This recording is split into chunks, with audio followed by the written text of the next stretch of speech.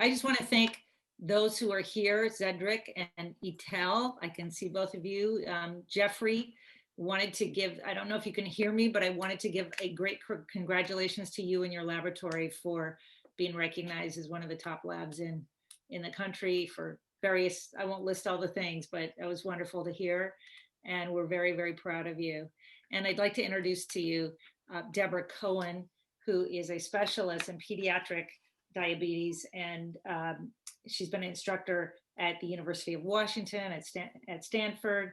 She's a volunteer with Life for a Child and a volunteer for TIBA. She's going to start us off talking about a kind of an overview of pediatric diabetes, and then we'll be hearing from Dr. Ian Wachekwa, and he is Zimbabwean. So we have a really cool mix of people here today. Now he's been naturalized in Liberia, and he is the Deputy Chief Medical Officer at John Kennedy Hospital in Liberia. And just to get a picture of that hospital, there's about 500 inpatient beds there, and they serve about 100,000 people total a year. So he's responsible for quality improvement and all the good things that Madi Babu is doing, just on a smaller scale.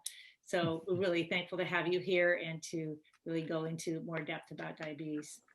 So we'll start with you, Debra. Thank you. Sure.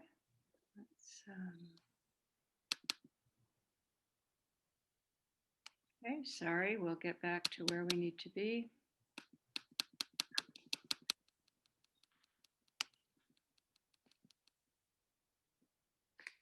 Okay, I'm going to talk today about diabetes in the child, and thank you for inviting me to be here today. It is a privilege. And I'm going to start off showing you a couple of pictures here that were given to me by a friend who may be currently viewing this and is in Rwanda. And these pictures were made by a type 1 diabetes patient, a young person with diabetes. And in the upper right-hand corner, you can see that it shows a figure who's getting an insulin injection. And then down lower, he's made a card of somebody washing their hands with a mask on, appropriate for the time of COVID. And he makes money by selling these cards. And just wanted to this talk is mainly going to be showing you what it's like to live with diabetes. This is not an academic talk, but more to help you to understand about diabetes awareness, about making the diagnosis of diabetes and getting children to treatment. So what is diabetes? Type 1 diabetes is a chronic illness caused by the inability of the pancreas to make insulin. We think that it is caused by antibodies, which are substances that are made in the blood which attack things. And in this case, antibodies attack the pancreas for an unknown reason. This can occur anytime from infancy on, usually after about 9 months of age. And we know that in the world, there are about 1.1 million youth under 20 years of age living with type 1. Now, we're not going to talk about type 2 diabetes so much today, but there are fewer type 2 young people than there are adults. But again, it's a chronic illness which is caused by deficiencies and resistance to insulin. So it has a slightly different mechanism of action than type 1 diabetes. Generally begins at puberty or later, but it can begin even before puberty. And we know that in the world today, there are 463 million adults living with diabetes type 2. And I would say that this is a particularly aggressive disease in young people, different than it is in adults. Diabetes is not contagious, caused by eating too much sugar, curable. It's not anybody's fault, and it is not caused by witchcraft or poisoning. And this is a photo that I was given permission to take. It's a young woman in Liberia who's 23 years old and was diagnosed years before with type 1, and her family took her to a traditional healer to get rid of the type 1. And this is the scarring that she's left with. And I'm sure that many of you have seen similar types of things. This year, 2021, is the anniversary, the 100-year anniversary of the discovery of insulin in Canada by Dr. Frederick Banting. And I want to tell you a story. And the little boy on the left is Teddy Ryder, and he was diagnosed with type 1 diabetes in 1920, before the discovery of insulin, when he was 4 years old. At the time, all they did for children with diabetes, because they didn't have insulin, was to put them on a 500 to 600 calorie restriction diet. And the children usually died within 1 to 2 years.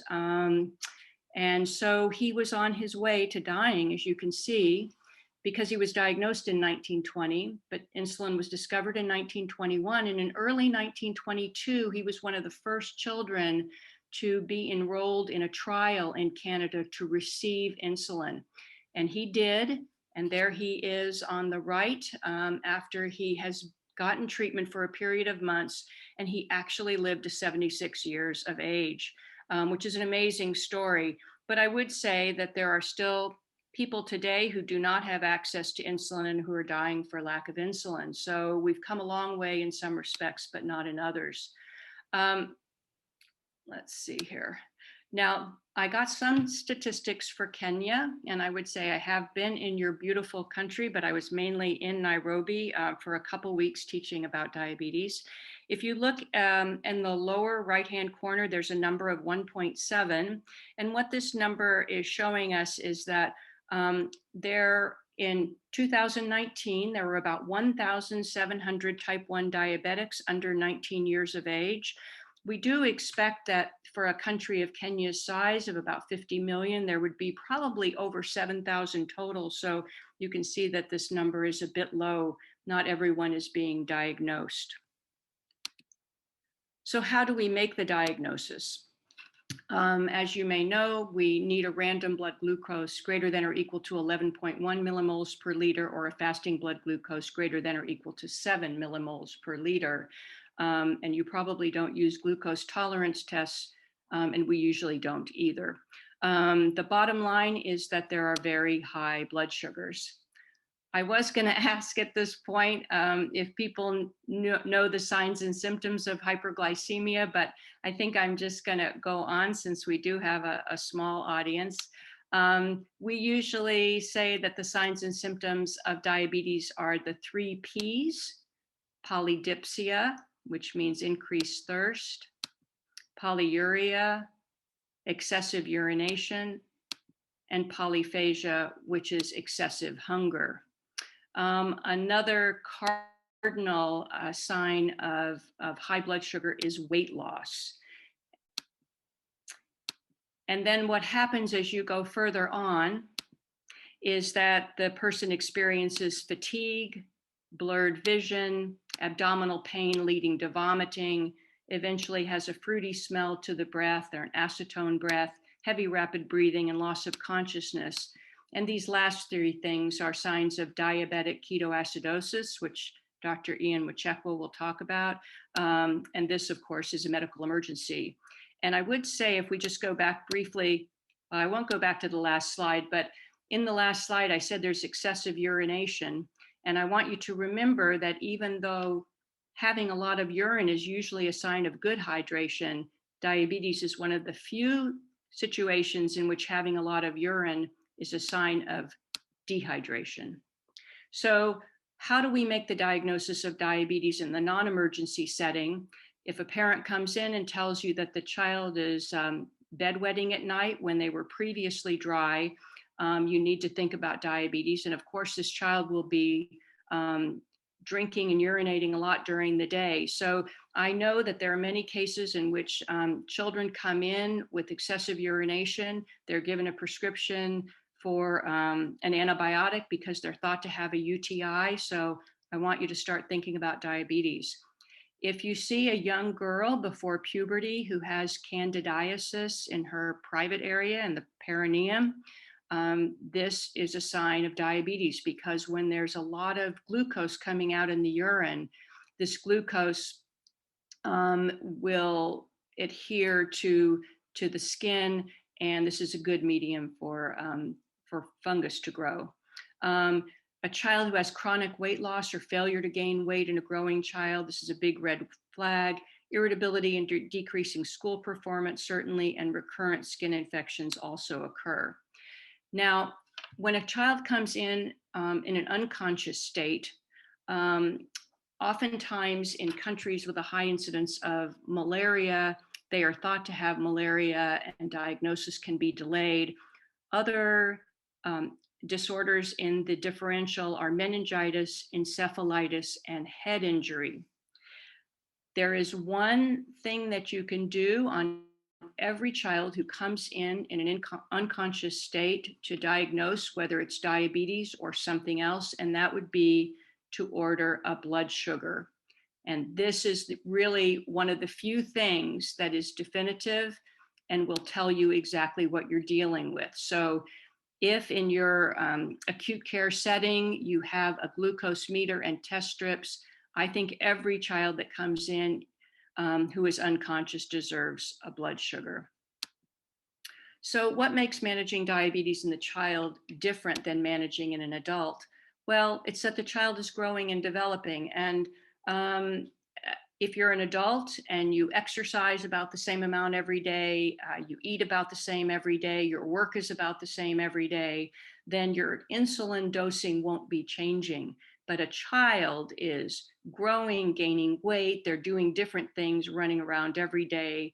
And so you're going to have to be changing insulin doses very frequently. I have some photos of children with diabetes. This is a 1.5-year-old who's having a blood glucose sensor put on his arm, and you can see he's not terribly happy about it. Here are some other photos of children either giving themselves an insulin injection or having a blood glucose test taken, or just sitting in a corner not wanting any of it at all. And here's a teenage girl with an insulin pen who's giving herself an injection in the abdomen, which is certainly a great place to be giving shots. And these are some photos that were taken by Life for a Child, the organization for which I volunteer. And they show you the faces of some of the children and what they have to go through every day. It's like, me again, really, are you really doing this again? So management is a balancing act. So for diabetes in children, you have to balance exercise every day with insulin every day, with food every day. And it is just a terrific balancing act. And I have a friend who lectures also who says, and into this balancing act, you also have to add a lot of love and support because this is a difficult condition. So a desirable blood glucose for children with diabetes during the day is going to be 3.9 to 8.3 millimoles per liter. So let's look at the ages and stages of development in regards to childhood diabetes. But first, I want you to really understand that diabetes is a family disease. And we know that the person with diabetes is most successful if they have a parent or a guardian or a carer who stays with them all the way through childhood, all the way through them leaving the home. Ability to take on responsibilities is different for each child, and there's no magic age at which a child has to take on their diabetes care. We usually say that by age 10, children should be able to give themselves their own shots, but some children are ready at 6 and others are not ready at 10. So the family is an integral part of this team. And medical care needs a team as well. Ideally, we'd need a doctor, nurse, dietitian, social worker, or psychologist. And then, as I've mentioned at the beginning of this program, we need a diabetes champion. And the champion can be a person in the community who knows someone with diabetes. It can be a parent. It can be someone with a certificate to treat diabetes. It can be a nurse. And these people are integral to getting the community to be aware of what goes into taking care of a diabetic child and supporting these children. So I'm going to talk a little bit about just the different stages of development. And on the left, I'll put our goals for care, and on the right, just some of the challenges. So a baby is going to be having trust issues if their caregiver is constantly coming at them with needles. But I do think that, of course, they learn very much to trust their carers. And so our main goal is to prevent and treat low blood glucose and avoid extremes of blood sugars. there is some evidence that both very high blood sugar and very low blood sugar can be damaging to the developing brain. And so what we want is for families not to become overwhelmed by the care of an infant with diabetes, but for them to learn to share the burden among multiple carers, and we have to teach them how to cope with stress. So one of the biggest problems, that I've mentioned is low blood sugar. Not sure I can, let's see. Sorry about that. I did want to go over some of the signs and symptoms of hypoglycemia. And again, I was going to ask the audience, and hopefully some of you have taken care of people who have had symptoms of low blood sugars, but children get shaky, sweaty, they might clench their mouth shut even though they need to take in sugar. They can kind of grit their teeth. They're going to be irritable, they can be drowsy. And you can see with an infant or a toddler that you're always going to have to be around them because they can't really tell you that they're feeling a low blood sugar like older children can. So I want to make the point again that 90% of a child's brain development happens before 5. So we're particularly worried about children under age 5 suffering from severe low blood sugars. So this is a concern. And again, high blood sugars are also, and toddlers are beginning to be having more of a sense of themselves, so they're a little bit more stubborn. So we have to manage this and figure out how to get the cooperation of a toddler, which is very difficult, establish somewhat of a schedule for them, and continue to share the burden among people in the household. For preschool and early elementary age children, 3 to 7 years, they're developing more confidence in themselves, and they need to be reassured that the diabetes was not their fault. Again, we need to be concerned about low blood glucose, and you have to cope with more unpredictable activities and eating habits, and the children may be spending more time outside the home, which also adds in another variable. So we want to always congratulate children when they're able to cooperate, really support them, and we want to start educating other people, maybe outside the family, about diabetes. It's really a challenge to have children with diabetes in school. There are multiple things the school has to do to ensure the safety of a child with diabetes, and some children with diabetes don't go to school at all because no one in their school is willing to take on the responsibility. So this is a big problem in some developing countries. Schools have to allow children to get blood glucose testing and to be given insulin.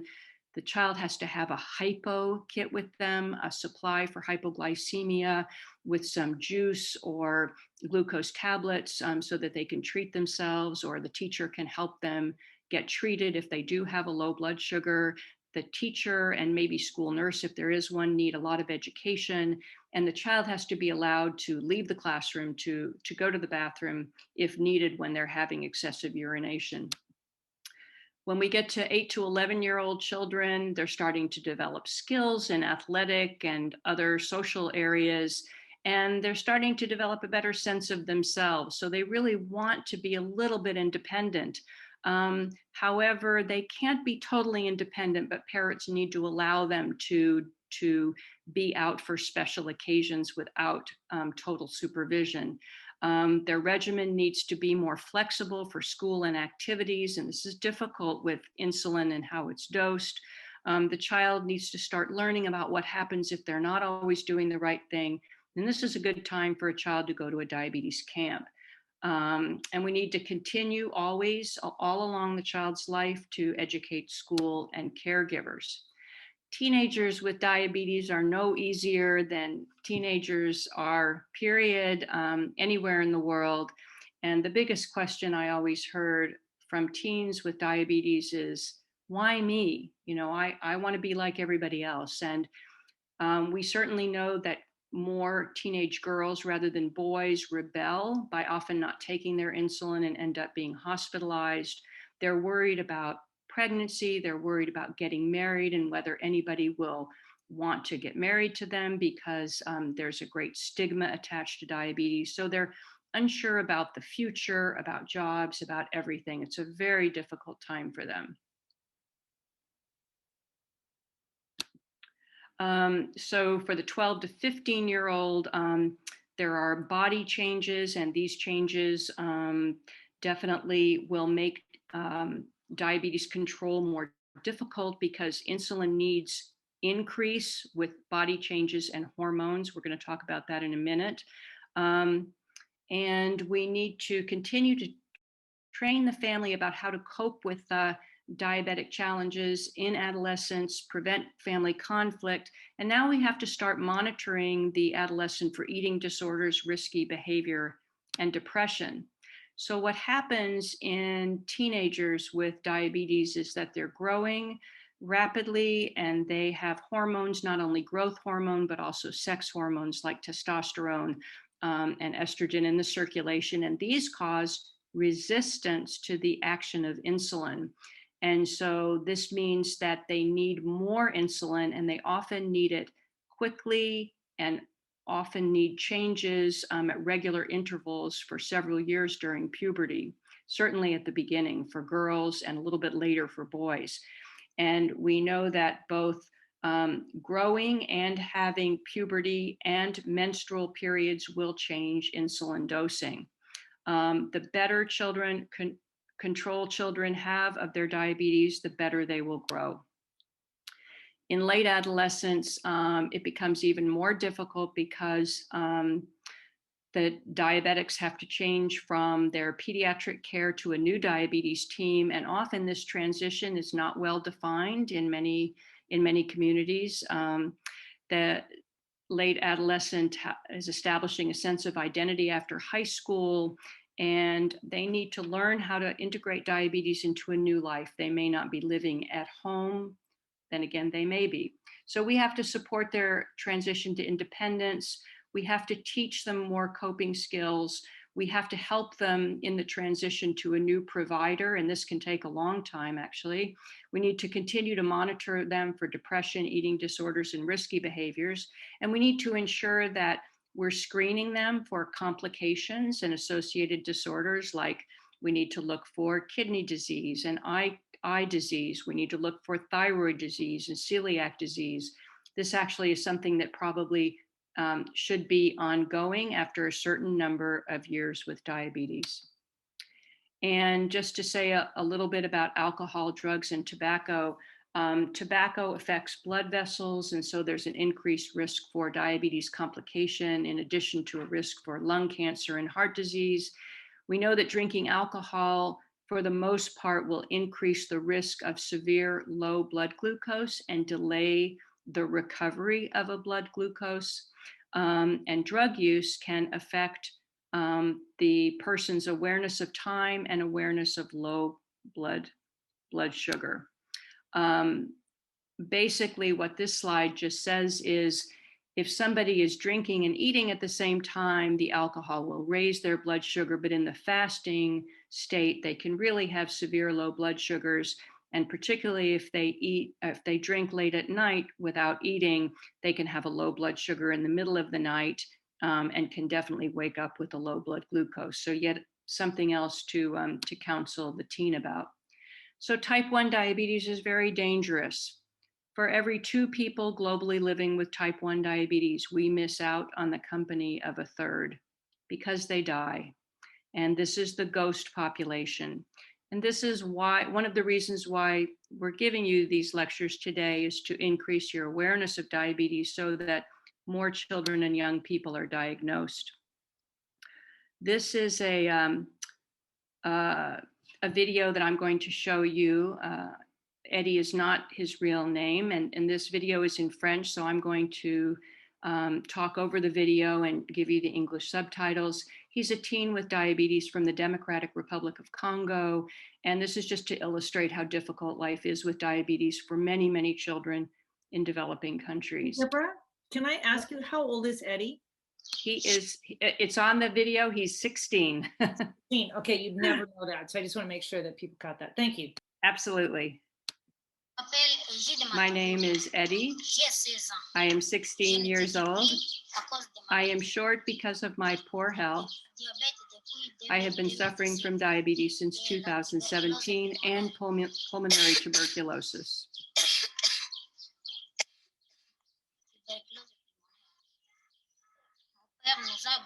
My father has abandoned us all, my older sisters and younger sisters.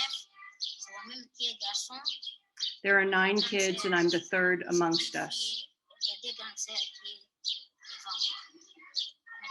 Now, due to the current circumstances, the situation has become very difficult as we are far away from the medical center in town, very far away. My mom had to stay in a town about 300 kilometers away just to find food. It is becoming increasingly difficult to have enough to eat and to find food. I often suffer from hypoglycemia due to a lack of means. I receive some medication, but it's not sufficient enough to treat my condition properly. Life is very difficult due to the lack of food and medical care. The situation is dire, and as I continue to be unwell, it is tough. And I wanted to show you that video again, just to exhibit what we're up against in terms of the challenge of treating type 1 in developing countries. And we did get permission to use that video from the Diabetes Center in Goma. So Life for a Child, which is the organization for which I volunteer, in 2020 serviced more than 22,000 youth in 43 countries, including Kenya. In Kenya, the center we help is in Nairobi.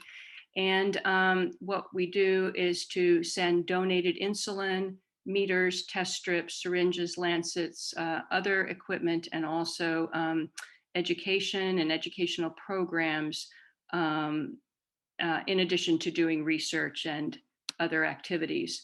Our education resources are available free online. If you look at the Life for a Child website, you can get these resources. And we do have them in Swahili and in many other languages. I wanted to show you some of the things that are available to you through the Life for a Child website. On the left, we have a poster, which is excellent for putting up in schools or hospitals, clinics, churches, to demonstrate pictorially the warning signs for diabetic ketoacidosis and just diabetes in general. And it's in many, many languages. The best thing, I think, for nurses and doctors who are caring for children and adolescents with diabetes is in the middle. It's a pocket book, but you can also download it and print it out. And it tells you really everything you need to know about managing diabetes in a very concise form. This is an excellent reference. And I would also say to you that for children, in the lower left corner of this pocketbook, you can see the ISPAD logo, the International Society for Pediatric and Adolescent Diabetes. Those are the guidelines we used for this pocketbook, and that is the best international reference source for children with diabetes. And really everything is in this pocketbook. If I were there in person, I would give you out many copies of this. On the right, we have a book called Wachekwa, which is available in Swahili and tells Swahili, English, French, and other languages, tells us a story about a young girl and her diagnosis of diabetes. Life for a Child has also funded camp guidelines, and here's a camp that we funded in Jamaica. We will do one country will get their first camp funded by Life for a Child. Here's a Rwanda camp in 2017. This is just a photo to show you that we were delivering supplies in Guatemala during COVID, and here's a young boy with type 1 receiving his supplies.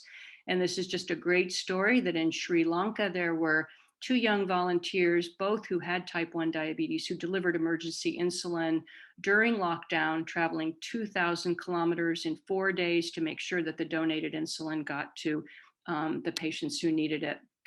And so I'm just going to end with showing you some photos about young leaders, because just like in politics, where we think that it's the young people who are our future, it's also in diabetes care that the young leaders are going to form our support groups and our peer support and be our leaders in the diabetes world in the future. Here are some young leaders in Guyana in 2016, and young leaders the next year were also instrumental in a workshop we gave for type 1 diabetes and in talking about the daily life challenges that people with diabetes face. Here's some of the members of Tanzania Diabetes Youth Alliance as well.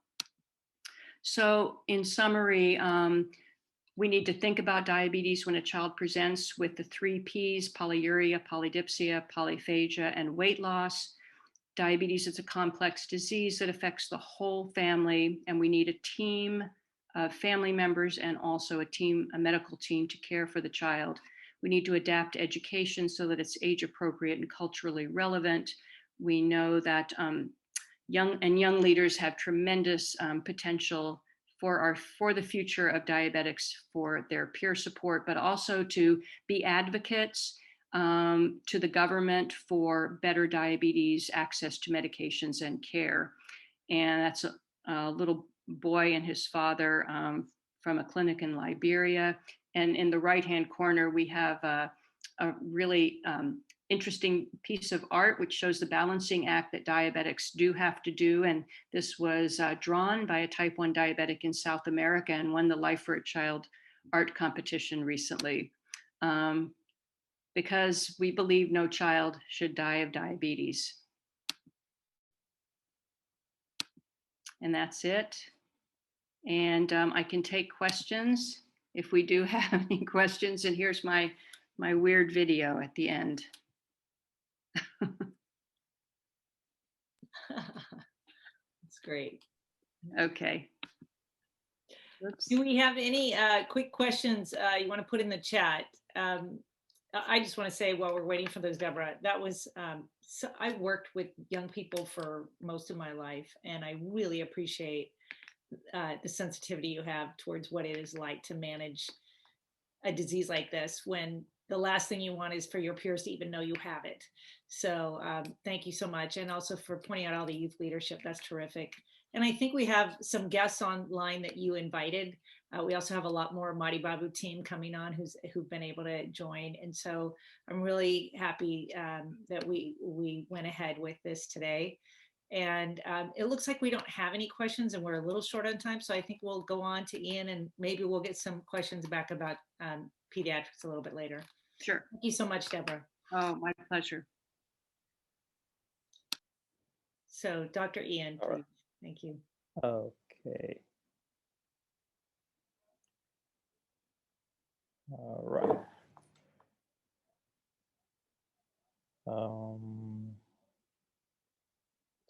Sorry, just a second. All right, is that okay?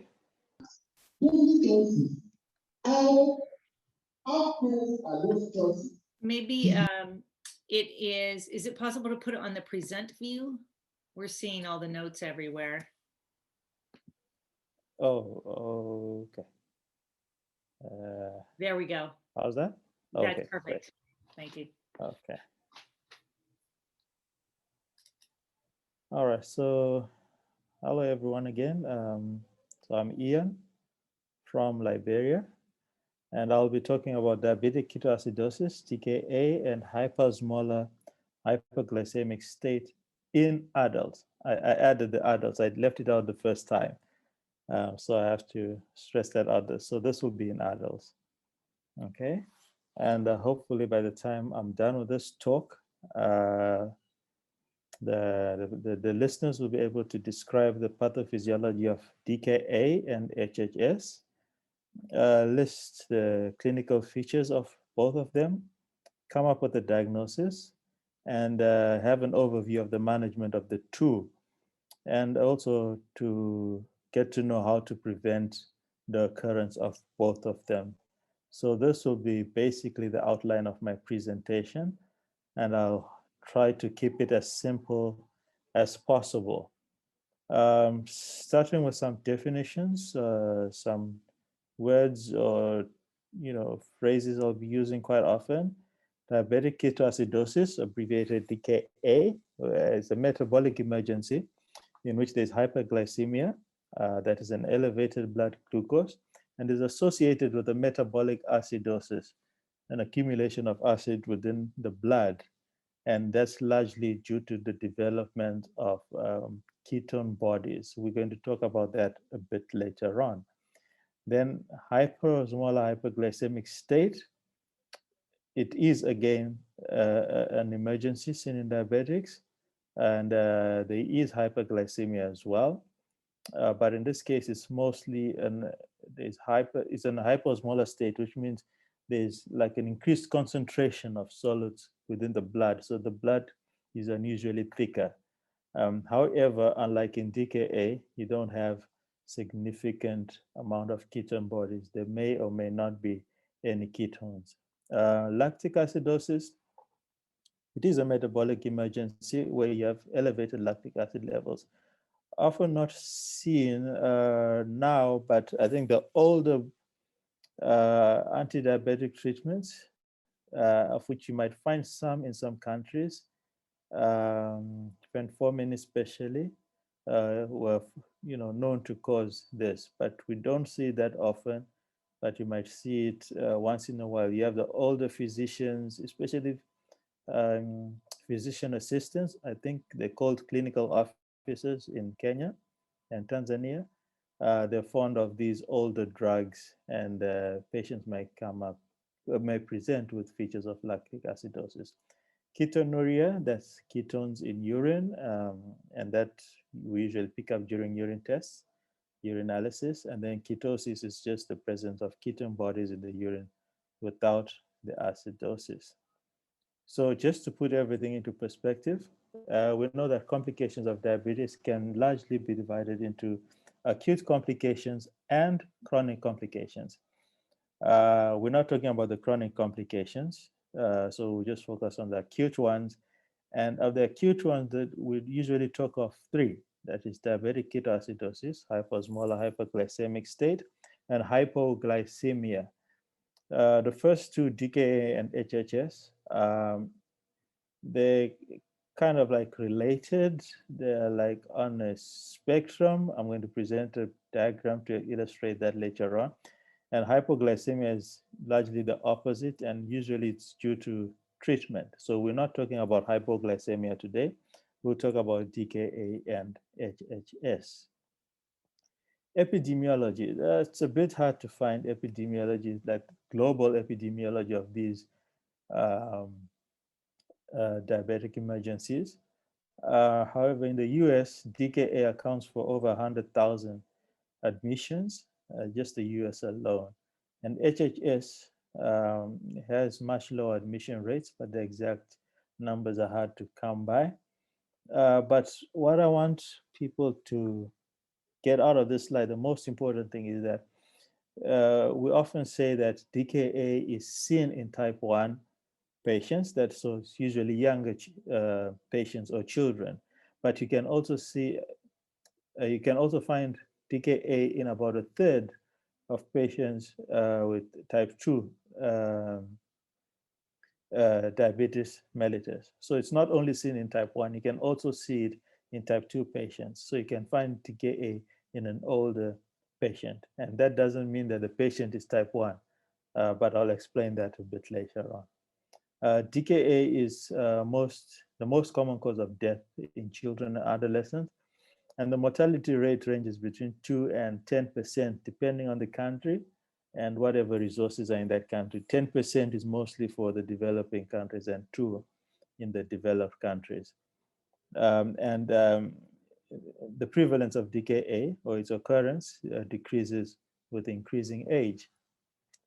HHS, like I said earlier on, it's a bit difficult to determine its incidence, and it's largely due to the fact that it happens rather slowly.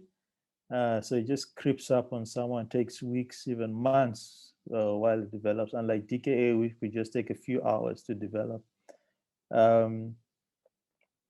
It's mostly in older patients, that is those with type 2 diabetes. And one other thing I have to mention is that for the two of them, they're mostly seen in the impoverished societies, people with poor social economic status. because mostly they don't have enough to buy the medications, or they don't store the medication well. That's insulin especially. And they're prone to infections which are known to trigger um, these emergencies, that is DKA and HHS. And the mortality rates with hyposmolar hyperglycemic state are much higher than those seen in patients with DKA. That's 5 to 20%. And that's largely because it's amongst older people and they have other comorbidities, they have other illnesses. So the HHS kind of adds up and complicates whatever other illnesses they have, especially in those above 70 years of age. Okay. Oops, sorry, my failing to. All right. Pathophysiology. Try to keep it a bit simple, but it's important to understand the pathophysiology of both DKA and HHS because it's based on this that we manage cases the way we manage them. All right. So with DKA, as mentioned earlier on, in type 1 diabetics, rather, we know that there's near or absolute insulin deficiency. All right. Now, insulin is responsible for driving glucose from the blood into the cells because that's where you want the glucose to be so they can be utilized. All right. So unfortunately, when there's no insulin, the glucose stays in the blood but doesn't enter the cells.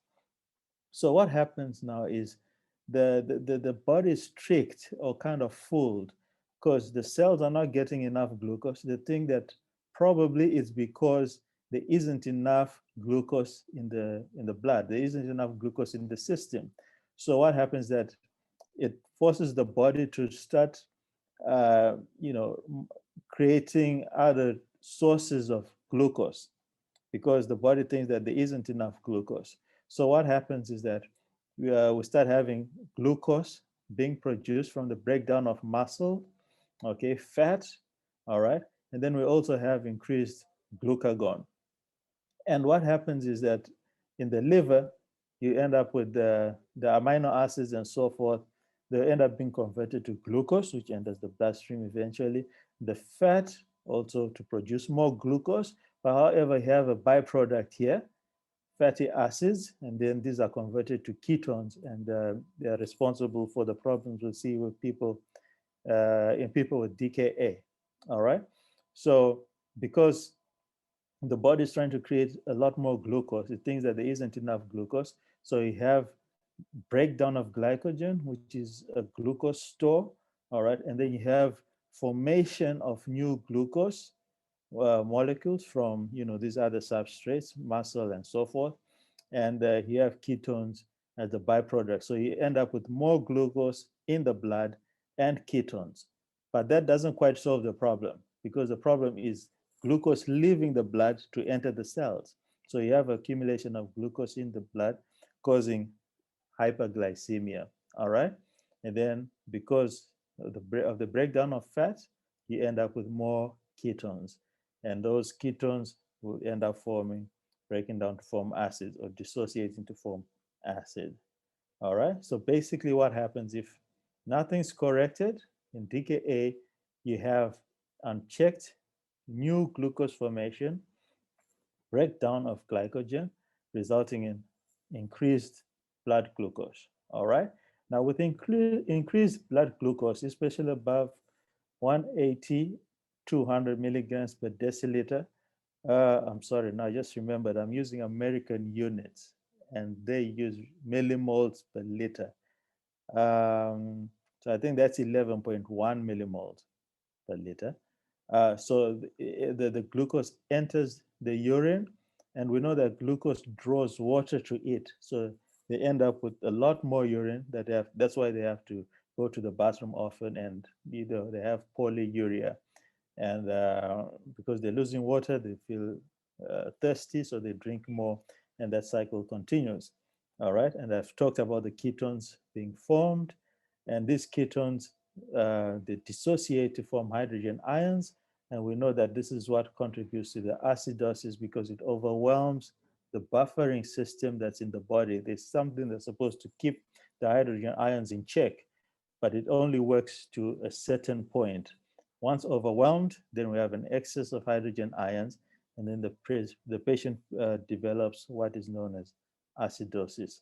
And most of these things that happen are triggered by something. And like I said, down here in Africa, it's usually infections or lack of insulin or not enough insulin being administered to the patient.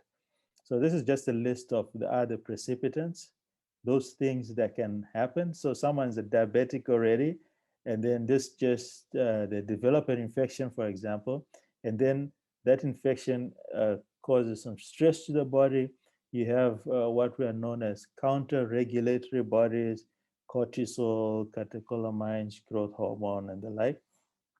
And those help to increase the amount of glucose in the body, causing more problems than good. Okay, so you have endocrine disorders such as thyrotoxicosis, poor compliance with insulin, which is not unusual here. It's hard to get, it's expensive, it's hard to store, and it's hard for patients to move around with it. Tablets, they can just put them in their pocket, but insulin, it's hard to keep and move around with. Other stresses like stress due to surgery and other acute illnesses, infections, diarrheas, and so forth, medications, steroids, prednisolone is used quite often. And just, I don't know what the system is like in Kenya, but here people can just go into a pharmacy and buy whatever medication they want without a prescription. So you have diabetics just buying anything, especially those with joint pain. They'll go and buy prednisolone to relieve the pain, and then they develop this. So it's important to know these precipitating factors so that, one, if the patient hasn't developed DKA or HHS, we anticipate that it will develop if nothing happens. So when it happens, we're not, caught by surprise. We're kind of expecting it, but we try to prevent it from happening. And this is what we also help to teach.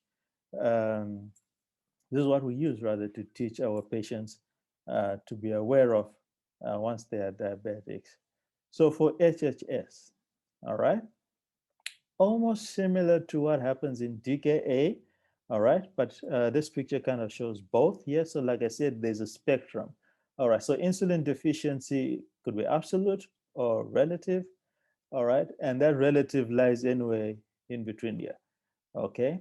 So with absolute insulin deficiency, you end up with DKA, which is what we just talked about, all right?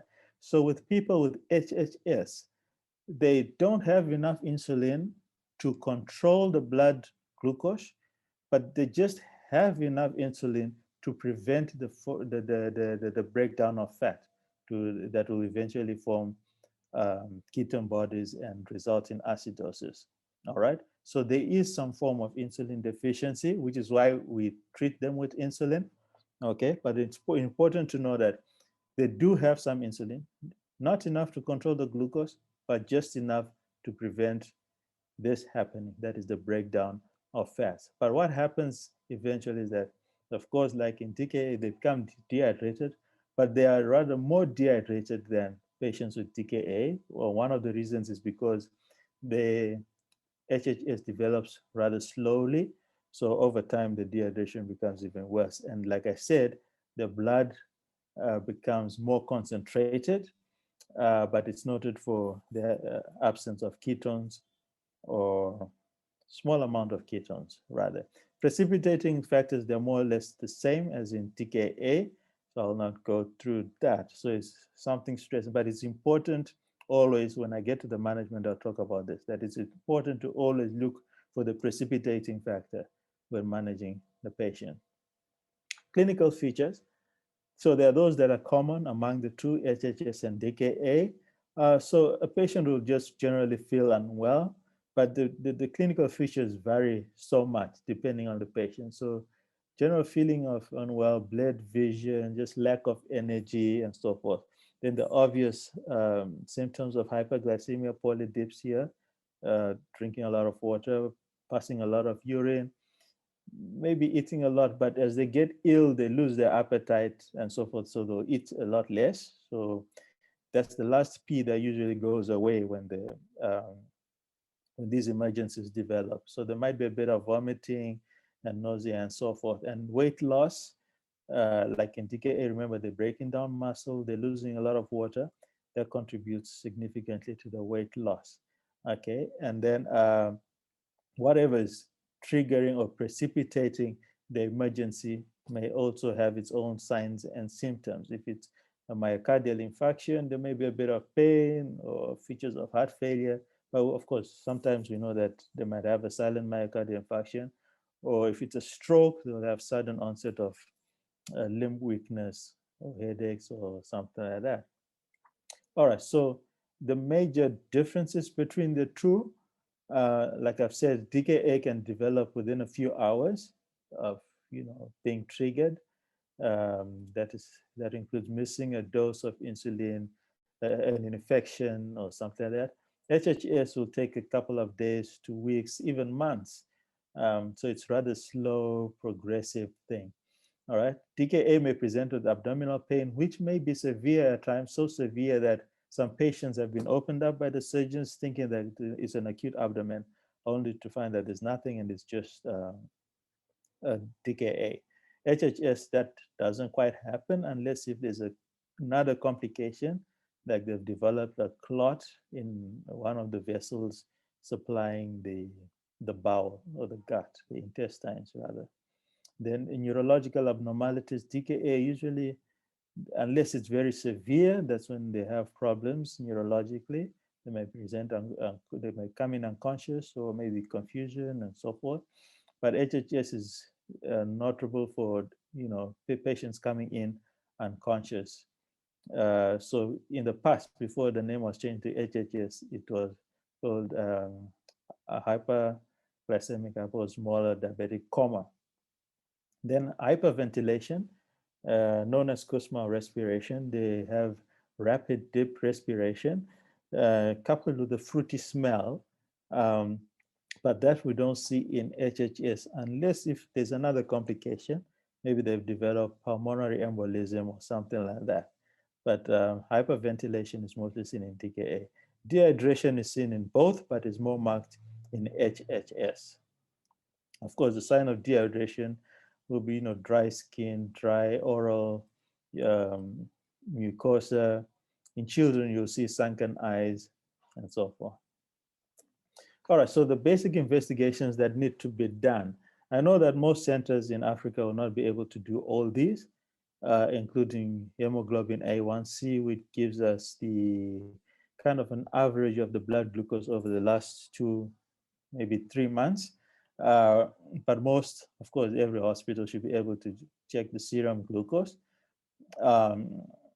But in an emergency room, people use the glucometer. So that's for the blood glucose, which is slightly different. Okay.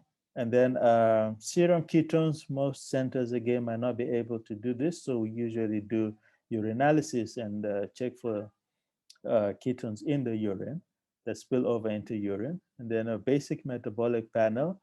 I believe most centers should be able to do that. Arterial blood gas analysis, ideal, but again, most centers will not have this. In my center, we still don't have this yet. We're just trying to set it up. And a full blood count. However, on full blood count, let me just mention, people have this knee-jerk reaction that when they see a raised white blood cell count, total white cell count, they think it's an infection. The acidosis that you see in DKA itself can cause a raised white cell count.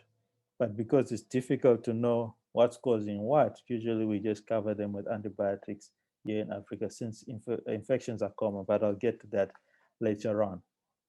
So where possible, and you can do most of these tests, this is what differentiates the DKA from HHS and several degrees of severity of DKA.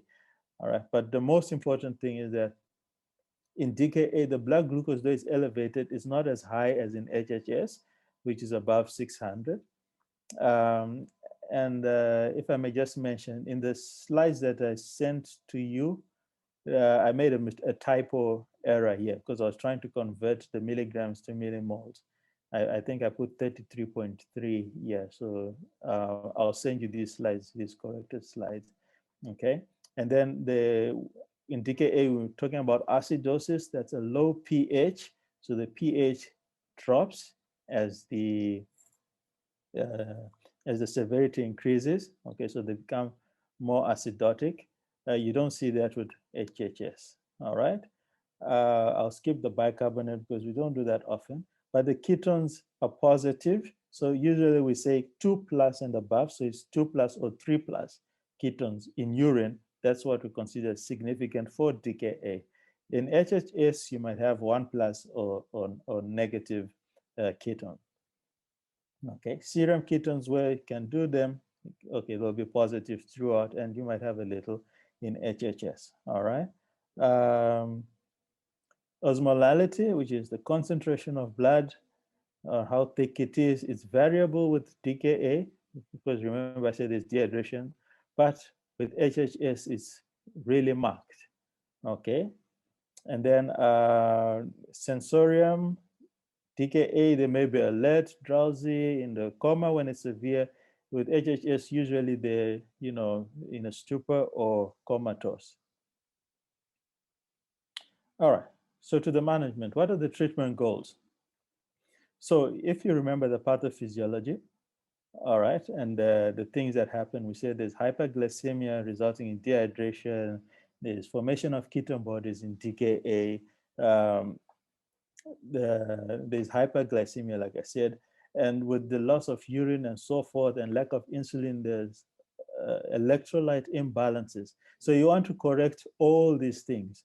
But again, you want to correct whatever existing illnesses there may be, including the precipitating factors. Because if you don't do that, you'll be like working against yourself, all right? You're trying to correct the decay and so forth, but the precipitating factor will keep, precipitating the DKA, if I may put it that way.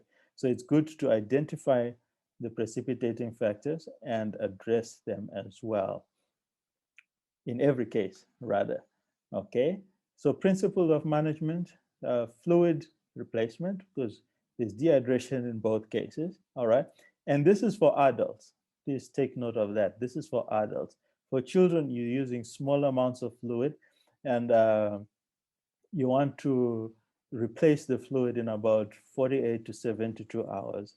You could do this a bit faster in adults, but again, this is a patient by patient basis. If you have a patient that has been treated for heart failure before, maybe has a dilated heart, a very big heart, not pumping too well, maybe might have been relatively stable, you come and give them a lot of fluids all at once, then you're going to tip them into heart failure. So you have to be careful. So it's a patient by patient basis. This is just a guideline which you can deviate from depending on the patient that you have. All right. So it's fluid, it's insulin, because remember I said insulin is the key to all of this. It's either insulin is not there or it's just not enough. And it's the insulin that's going to correct everything. All right. And then the most important electrolytes to take care of, even though there are lots of electrolytes that are affected, is potassium. And you want to avoid hypokalemia, low potassium. The insulin itself, just giving insulin by itself, will cause the potassium to drop. And already the patients have a potassium deficit because of many other issues, but it's important to check their potassium wherever possible.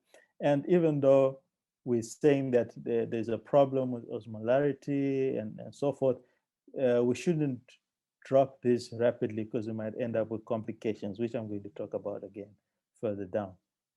Okay, so like I said, we always search and treat the precipitating cause, all right, and involve a diabetic team, a diabetes specialist team, a team of nurses, counselors, and so forth, all right. It helps the patient, it shortens hospital stay, and it makes the hospital stay a bit more pleasant in a way. And of course, we include the family in all this. The family is also part of the team, because this is a chronic, of course, the acute problem has to be taken care of, but the the primary problem, which is type 1 diabetes or type 2 diabetes, is a chronic problem, and the family has to be involved as well. And then for people with HHS, like I said, the blood is really thick, it's concentrated, it doesn't flow freely, so it's prone to developing clots. So we also have to prevent the formation of clots, okay? And then whatever we have to look out for complications of the treatment that we're giving. If we're overly aggressive, we might end up with cerebral edema, central pontine myelinitis, correction of, rapid correction of low sodium, and many other complications that I've listed further down. Now, when a patient comes into the hospital, obviously you have to assess the severity of the illness that they have. Some people come with very mild illness, and some with, severe illness, depending on where they are from, especially down in the rural areas where someone's far from a health center. It's going to take them a while to get transport. Maybe they have to look for money first to get to a hospital and so forth. So by the time they get there, it's late. Or maybe they have passed through a church for prayers, and or they've gone to a a country doctor. Okay, so they've tried a couple of things and their condition has gotten worse. All right, so when they get through, you have to decide whether this patient needs ICU care or not. You don't want to be putting everyone into ICU, because ICU first, it's expensive, and usually facilities don't have enough beds for everyone. So you have to be very selective in choosing the patients who goes into ICU and who doesn't. All right, so these are the parameters you may use to decide who goes into ICU or not, okay? If you're able to check the osmolarity, I think when I send out this slide again, I'm going to put in the formula for calculating the osmolarity to help those who are able to do more labs, okay? If you're able to do your serum sodium is high, the pH, if you're able to do it, and it's very low, okay? There are issues with potassium, either it's too low or too high. The patient is unconscious. Oxygen saturation is low, less than 92%. However, now with COVID, it's a bit tricky. You never know what's causing what. COVID itself can trigger DKA, and when they come with this, you have also to be very careful. It might not just be the diabetic complication, but COVID could be the precipitating factor. Of course, low blood pressure, abnormal pulse rate above 100 or less than 60, they're not passing enough urine, or they have problems with their kidneys. They're hypothermic, that is, their body temperature is very low, or sorry, that's a typo, or they have a stroke or had a heart attack. I'll correct that. All right, so this kind of gives us a summary of how you manage DKA, and the next slide will be for HHS. So it's kind of an algorithm that someone has to go through. But remember, I said this is just a guideline, and one can deviate from this depending on the patient. So you always have to reassess your patient, preferably every hour or more often if necessary, if the patient is very ill, and make adjustments to the treatment.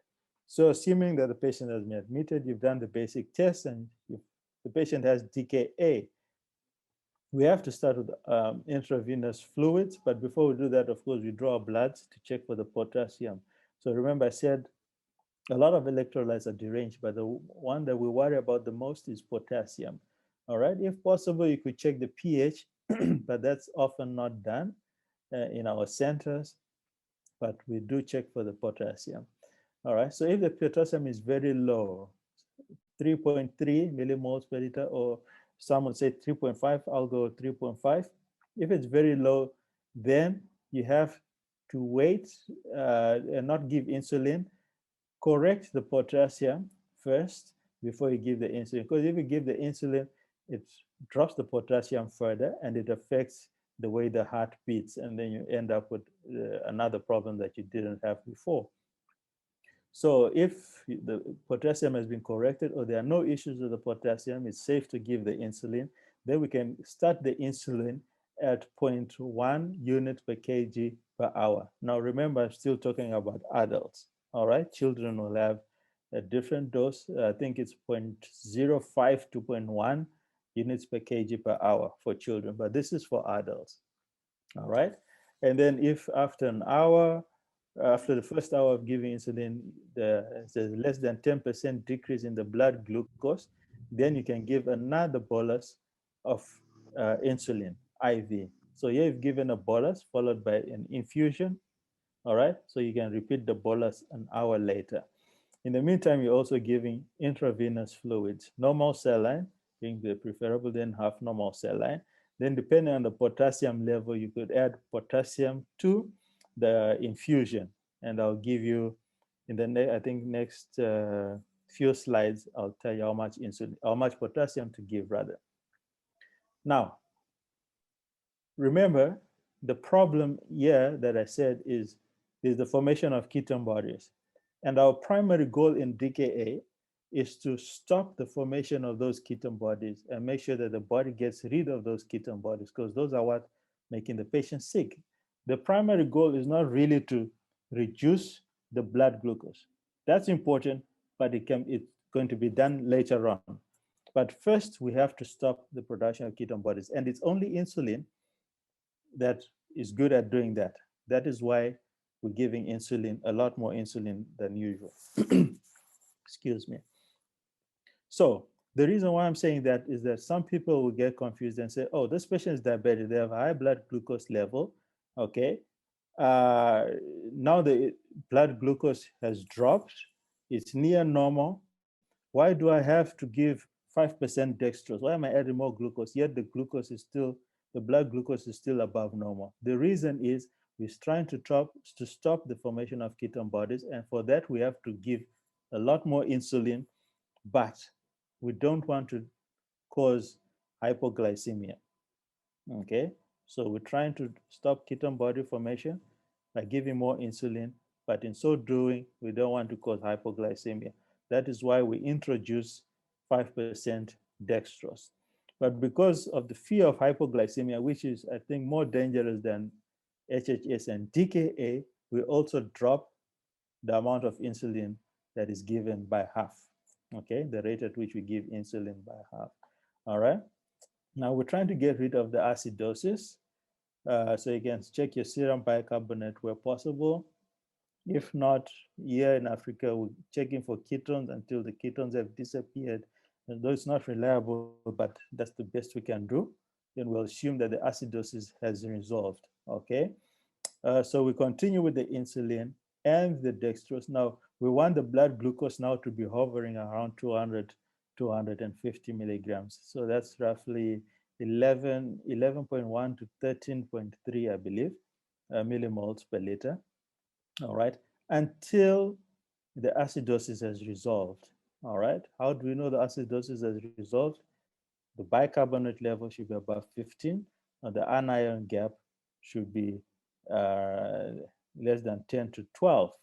Or for Africa, we'll say there are no ketones in urine. All right, when that happens, we know that the DKA is resolved. Now we can work on reducing the blood glucose. And for that, we don't need to be giving insulin infusion. We can give it subcutaneously. So we can stop the IV fluids, stop the insulin, and we start giving the insulin subcutaneously. But this we're not going to do abruptly. Again, I'll talk about it in the next few slides. Oh, sorry.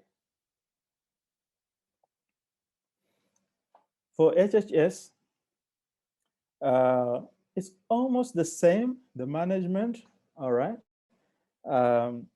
with just a few differences, all right? But then the goal here is to resolve the raised serum osmolarity. So remember I said that the blood is very thick, so that's what we're trying to resolve, all right? So you think the patient has HHS, you admit them, whether to ICU or wherever, depending on what you find and how severe the illness is. You also want to know the potassium levels, all right? If it's safe to give insulin, then you go ahead with insulin. But as you can see here, we're giving almost half the dose. We're giving 0.1 unit per kg as a bolus, which is the same we give in DKA, but the infusion is 0.05 units per kg. So remember I said in HHS, there's still some insulin, but not enough. It's not as in DKA where you might have an absolute deficiency or near absolute deficiency of insulin. All right. So you continue with your insulin infusion, and you also give a normal cell line. Okay. And then when your blood glucose drops to about 250, which is 250 milligrams per deciliter, which is about 13 millimoles per liter, then you want to reduce the insulin, just like in DKA, you want to reduce it by half. Okay. And then remember, what we're trying to resolve is the osmolarity, the thickness of the blood. And if it's very thick or very concentrated, rather, I know that's not the correct term, but I hope that's what people understand better. So the sodium will be very high. Okay, we're able to get the sodium, to measure the sodium. So that's what you're trying to resolve. Okay.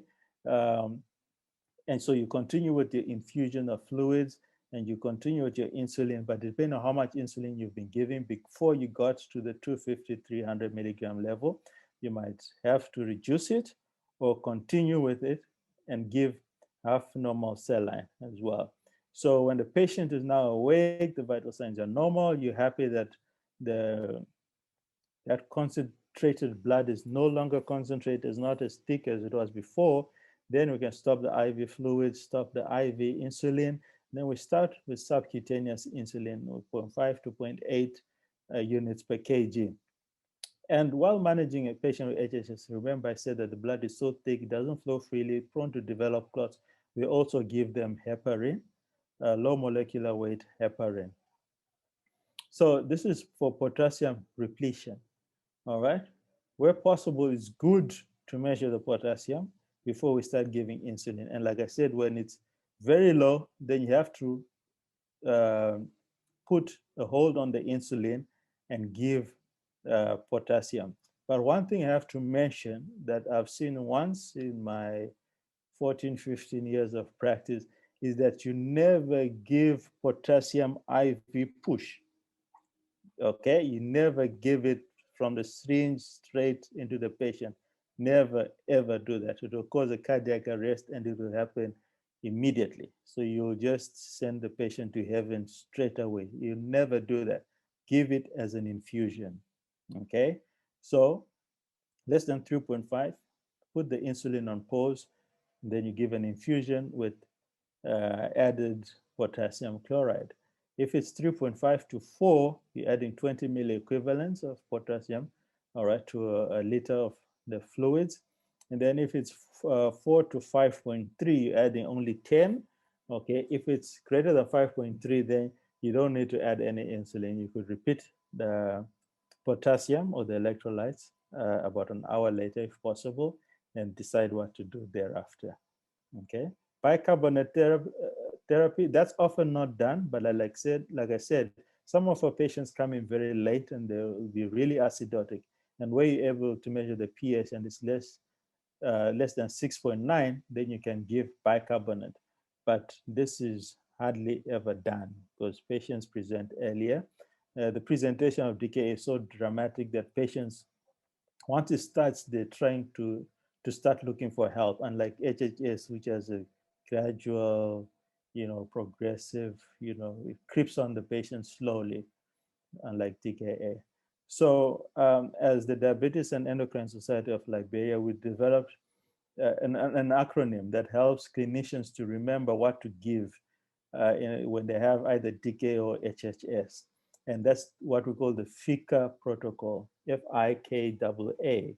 So the fluids, like I said, because of the dehydration, marked dehydration, insulin, obviously, the potassium for correction, and like I said, infections are common. So we give everyone antibiotics to start with while investigating, because we believe that infections are probably the major cause of, or the major precipitant of DKA and HHS, besides patients not taking treatment. And then where needed, but like I said, this is often not done, you may correct the acidosis with bicarbonate. And HHS patients always have to get low molecular weight heparin unless if it's contraindicated. Okay. So like I said, from the other two slides I presented earlier on, once the acidosis is resolved and the HHS is resolved, we switch to subcutaneous therapy, all right? Usually that's given, depending on which type of insulin you're giving, maybe twice or 3 times a day. And then if a patient is able to eat, the IV fluid, IV infusion of insulin that we're giving during the acute phase before the DKA or the HHS has resolved, we have to continue it for 1 to 2 hours after we give the subcutaneous insulin. The reason being the subcutaneous insulin takes a while to start working. So during that time, you want to be giving something, and that is you continue with the IV insulin and allow the subcutaneous insulin to take over eventually. If you don't do this, there's a chance that the patient might go back into DKA or HHS soon after you stop the IV insulin, okay? So for those that were receiving insulin before the DKA or HHS, if they were on insulin, then they can continue on the same dose. For someone who's been newly diagnosed, because DKA or HHS might be the first presentation of someone with diabetes, then you can start with 0.5 to 0.8 units per kg per day. If the patient is still unable to eat or drink or whatever, maybe they had a stroke, then we have to continue with the IV insulin and IV fluids. Okay, so once the patient is stable, you're satisfied that they're out of the DKA, you've taken care of comorbidities, taken care of all the precipitating factors, then there's a plan to discharge. So you want to discharge the patient on a suitable insulin regimen, especially one that you don't have to give often. So here we use 70-30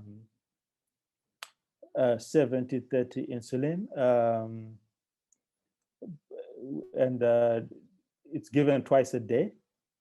Then, of course, you have to educate the patient. You have to teach them about what precipitates the diabetes and what to do when they're having problems. If they start feeling weak and so forth, if they're having a blurred vision, they're urinating a lot, advise them to continue the medicine while trying to seek help, unless if they have symptoms of hypoglycemia, which of course they have to be taught as well. And the patient has to be taught how to inject themselves. Sorry, my slide is sticking. All right, so education. But this education has to be tailored to the patient. I had one patient, a young guy, I think he was 18, 19, kept coming in with DKA every 3-4 months. And we thought that it was a problem with buying insulin because he was from a poor family and so forth. So we educated him about the need to take insulin, find ways of getting insulin, linked him up with Life for a Child so he can get free insulin. And we even got the insulin for him and we gave it to him. But apparently the problem was at home. He had like 6 other siblings. So they weren't getting enough food. So because they weren't getting enough food, he wasn't injecting himself because he thought he had to eat and get the food.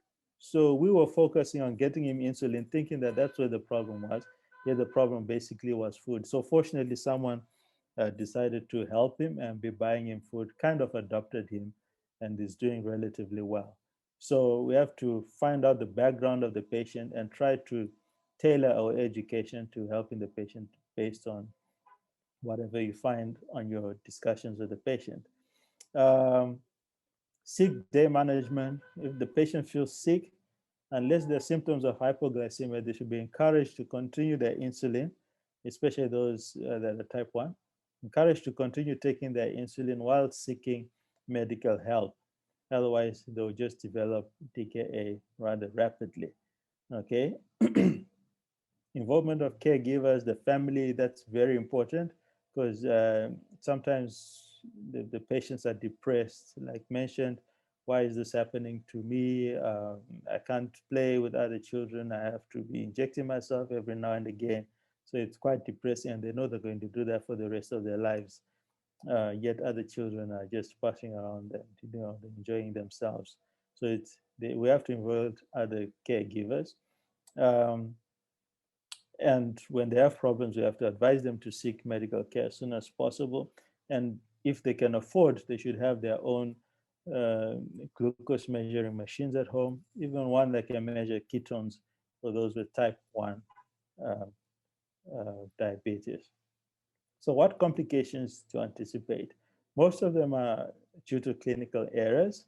All right, if we give insulin without sufficient fluids, or you're giving a high, like 50% dextrose, then you might even cause shock. The blood pressure might even drop even further. Okay, hyperkalemia, if you're giving potassium too soon before the insulin has started acting. Remember, I said often want to start with IV fluids if permissible.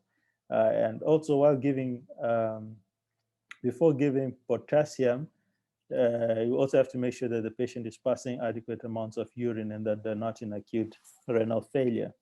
A patient might develop hypokalemia if we fail to administer the potassium once the levels start dropping.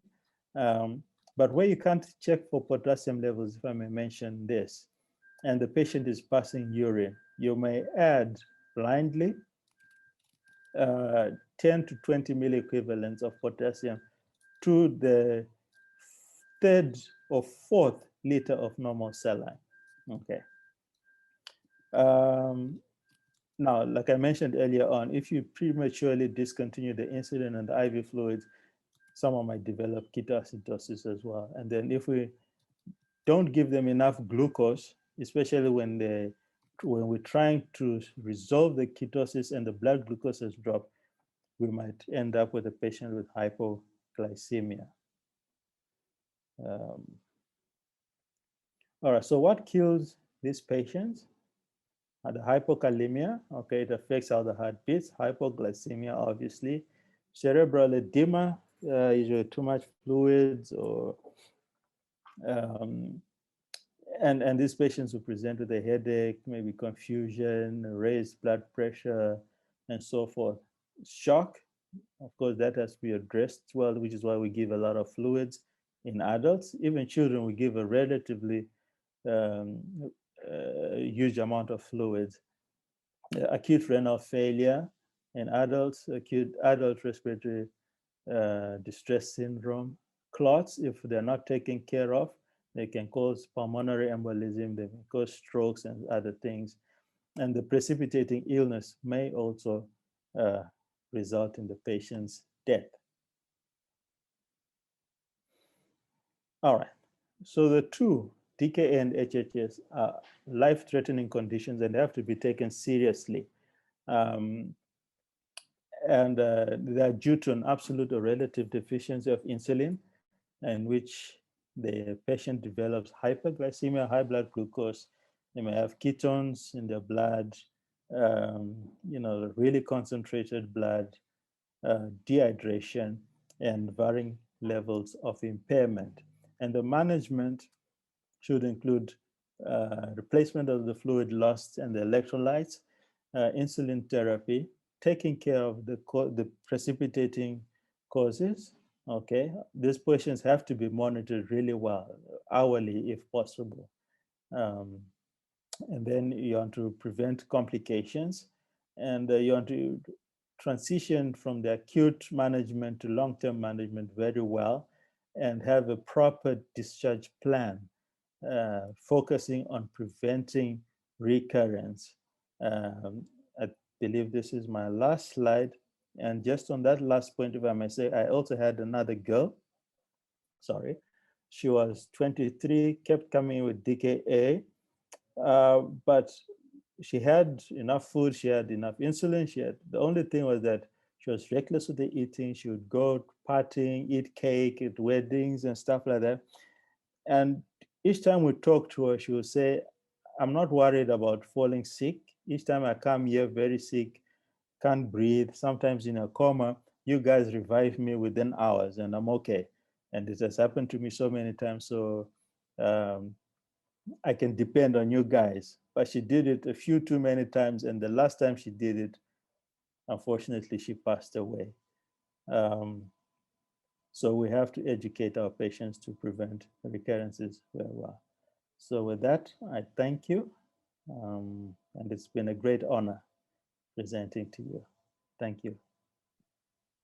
Thank you so much, Dr. Ian and Dr. Debra. Really appreciate you so much. I think there are a couple questions, and I'd just like to stay a few minutes and take them if we can. Maybe Dr. Ian, if you stop sharing your screen, we can have people see our okay. full faces here. And Debra, I think you saw, maybe you could start us off. You saw a question in the chat. We should have you answer that first. And then I see Dennis has his hand raised. Anyone else who wants to raise their hand or put a question in the chat? That was so wonderful. So wonderful. Both of you. Thank you. Both of you. Thank you for all that you shared. Really important. Debra, we cannot hear you. You're muted. Thank you all for the privilege of allowing. Can you hear me? Okay. I do think it's very sad. We have patients who are not adherent and then come in such terrible straits. So I know that we all have a lot of compassion for our patients, particularly the ones that have a lot of issues. I did just want to mention something that has been brought up by several of the pediatric endocrinologists, both on the call and to me by email, and also Dr. Ian by email. DKA and HHS are treated very differently in children. We are always worried about cerebral edema, and which is higher in incidence in children. And so we don't tend to use quite as much fluid. And we do have algorithms for children. And again, I would really urge you to make sure that you differentiate between the treatment of children versus adults. And in the Life for a Child pocketbook that I showed you, there are algorithms for treatment of children with DKA in low resource settings. Please always follow the International Society for Pediatric and Adolescent Diabetes guidelines, because they are different in children. But I thought what Dr. Wachekwa gave us in terms of treatment of adults was just excellent. Thank you so much, Debra. And I see Dennis, would you like to unmute yourself and ask your question? Are you still there? Yeah, hello, can you hear me? Thank you. Go ahead. Okay, I just wanted to ask the doctor a question, or maybe can clarify more. My question was, if the patient has just arrived, HHS patient, and the pressure is elevated and the potassium level is below 3.3. So my question was, how will you go about it? The insulin level, the potassium level first, or will you continue? Will you just start administering the fluid directly, considering that the blood pressure is high? Maybe, Doc, if you can clarify briefly. I'm sorry, I got the first part of the blood pressure, but something was low. So there's a bit of echo. I don't know where that's coming from, but I missed part of the question, like the middle part of the question. Sorry, could you please repeat it?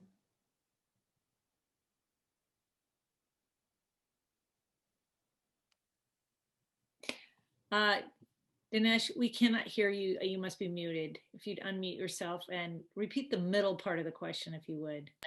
Thank you so much. Okay. Thank you so much. My question was, you have just received a patient who has just come in. The blood pressure is elevated and the potassium level is below 3.3.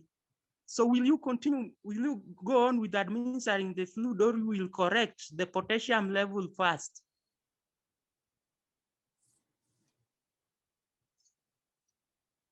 Okay. Yeah, to the doctor. Okay. All right. All right. Thanks for your question. Yeah. So, like I said, you can't correct the because eventually you want to give insulin. All right. So you can't give insulin without giving the potassium. So you have to give the potassium. All right. And even though the blood pressure is high, giving IV fluids is relatively safe. It's not really going to cause the blood pressure to go even higher. But you can give IV fluids, and then you also give something to take care of the blood pressure. We often use captopril where possible, especially in those that can tolerate orally. And we give IV fluids at the same time. But it's good to correct the potassium before you think of giving insulin. I hope that answers your question. Okay, thank you. Thank you. Thank you. Thank you. And Galaxy A01, I see your hand is raised. Go ahead. Okay. Yes, thank you. Thank you, Dr. Ian, for the presentation. Very interesting. I'm Dr. Jaja from Nigeria. So I'm just looking at the managing of your patients. You know, we talk about managing these DKAs, especially for the pediatric ones, even for the adults, preferably in the ICU. But here we don't have that facility, and it's not enough, it's expensive. So I'm just wondering, just like for the developing countries and for most of our centers, you know, we don't have enough staff to do a monitoring when these patients are very ill. So I'm wondering how you monitor them, because I know one of the causes of death, most of the complications, cerebral edema, whatever, hypoglycemia, is lack of monitoring. So what's your monitoring modality? Do you have a monitoring protocol so that these patients are receiving the fluid, is going at the adequate drop and all that? And then their vital signs are monitored closely so that you don't come and just meet them in cerebral edema or hypoglycemia and they die. So what's your monitoring modality? What's your modality? Oh, all right. Okay, thanks. Thank you. Thank you very much for your question. And that's very true. So I've always said that when I'm joking with my friends, for you to know a shortcut to a certain place, you need to have a map of this whole place in your head. You need to know the correct or the right way before you develop a shortcut. So we know that the right way is to have an ICU, preferably, but most often countries will not have an ICU. It's expensive to run and so forth. If you have one, it's just a few beds and you can't admit all your patients there. But you can transplant, if I may use that word, the ICU care to wherever the patient is. You know, more frequent monitoring. I think that's the most important thing. It's not just being in the ICU, but it's that care, is the care that really matters. And what we generally do here is that once we have a DKA patient coming in, we assign a junior doctor to that patient, and that junior doctor stays there. The junior doctor becomes the cardiac monitor or whatever, and just stays by the bedside and does hourly checks, or even every 30-minute examines the patient every 30 minutes, depending on the patient's condition. But we assign someone to that patient, just one person to that one patient, and they do all the monitoring. It has worked well generally. But of course, once in a while, when you now have 2-3 DKA patients coming in, then it becomes tricky. But we always try to assign just one junior doctor to that patient, who reports obviously to a senior person. But it's mostly transplanting that ICU care, most of it, to wherever the patient is, and just do the best we can. And it works well, generally. Yes. Thank you very much. I think that's what is very important in management of the DKA patient, because we've had that and we've done that. And luckily, in the last 7 years, we have not lost any patient.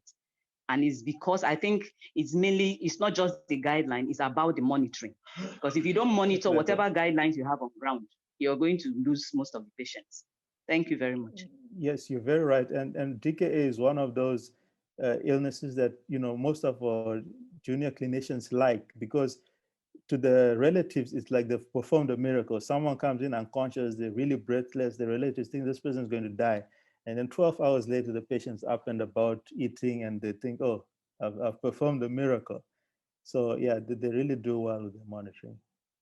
Thanks. Wow, that's fantastic. I think we have time for one more question, and I just want to thank everyone who, you know, we've had a tremendous showing here from We just heard from someone in Nigeria and all different places in Africa, and a large group of Madibabu team came on, even though they're going Hello. through that lockdown. So James Booty Hello. is here. Hi, James. Do How you are have? you, Diane? I'm good. How are you? I'm fine. How is Ian? I'm doing Now great, my thanks. And yourself? yeah, okay. My concern is actually the diabetes type 2, and I come from a community where it is really rampant, or the levels are very high. But I come to realize that the diet is one of the major problem in managing this condition. I've not heard you really talk about the diet, because I really get patients and I have to talk to them about the diet, which has to go hand in hand with the managing of a really diabetic type 2. What would you say in terms of diet? Okay, thanks a lot. So I think this talk was just limited to the acute complication of diabetes, that is DKA and HHS, which diet is not really, that we talk about diet when we discharge the patient and for, at the long-term therapy. But in general, what we do here, what we've noticed is that we try not to restrict patients too much. When you teaching them about diet, I think most often people say, okay, you have to eat lettuce, you have to eat carrots, you have to eat this and that. And the patient can't afford, they only earn like 25 cents a day, so they can't afford that fancy that. And we've also noticed that they really don't eat much. And when you ask them to buy other fancy foods that are more expensive, so we encourage them to eat their normal traditional foods and focus on the quantities, have small frequent meals, for instance, and just to ask them, what do you normally eat and what do you like eating actually? And we focus more on the quantities than really what they're eating, unless it's something absurd like a lot of biscuits and cake and soft drink and something like that. But we realize that just asking them to eat the normal stuff they buy from the market, yam or plantain and cassava leaf, potato greens, that's just fine. But what happens is that most people eat one big meal per day, all right, and that causes problems with the control of blood glucose. So we encourage them to split that meal and just eat small portions throughout the day. I don't know if, sorry. It's okay, it's okay. Well, thank you both so much. That was a great question. Abiola, we'll let you finish us out for today. Would you like to ask your question? Not a question. I just want to pass a comment. I'm Abiola Oduwole. I'm from Nigeria. And I quite agree with him concerning the diet, that for children, not for the adults though, but for the children, because we know they are going to grow, we have to allow them to eat what they actually like eating, or else we'll also have problems with their growth and development. So just like he has said, we just ask them, what do you like eating?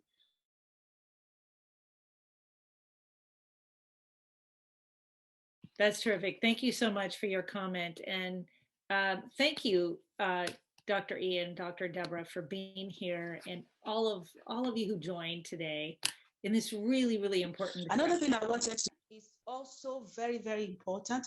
And as Professor Jaja said, it is not, it's not easy for us. In fact, there's no ICU, that's just a word. So ICU is on the ward, not a special ward, just on the ward. But we make sure that every hour somebody's monitoring. What we have also added, we have made use of technology. We now have a platform. And so on that platform, the whole team is on the platform. And every hour we get a report, what is happening, what is the GCS, what is the blood sugar, what is the ketones, and everything, has he eaten, how much insulin. So it's like every hour we're having a report, and we're able to intervene and quickly intervene in whatever is happening. We get the EIU Unlike in many places, we can only do electrolyte and urea maximum twice a day. Most of the time, once a day. So you have to rely on the EIU that you get, and we always assume that the potassium is low when we are starting. So just like Ispad has said, we start off the potassium much earlier. The blood pressure, if we have blood pressure, like we said, we'll probably add captopril or any other ones to the management. And with that kind of monitoring, we are yet to lose anybody for a long time from DKA. It's just monitoring. And we don't have nurses on the ward, we have only 2 nurses. So like he said, our doctors do most of the monitoring rather than the nurses. So that's what I just wanted to add to that. That's no questions really. Okay, thank you so much. Hello. Diane, if I, Hello. Sure, Hello. we have one more question from James, but Deborah, did you want to Yes. comment on the? Nah, I just to find out from Debra. Okay. From Debra. Yeah. We had a student in our college who had type 1 diabetes. And this girl could not survive beyond the 25 years of age. Right. We lost the girl and she died. And what could you comment about that? Because she was on insulin throughout her life from early childhood, but she could not survive beyond the college life that is around 25 years. What would have been the problem? We are really concerned.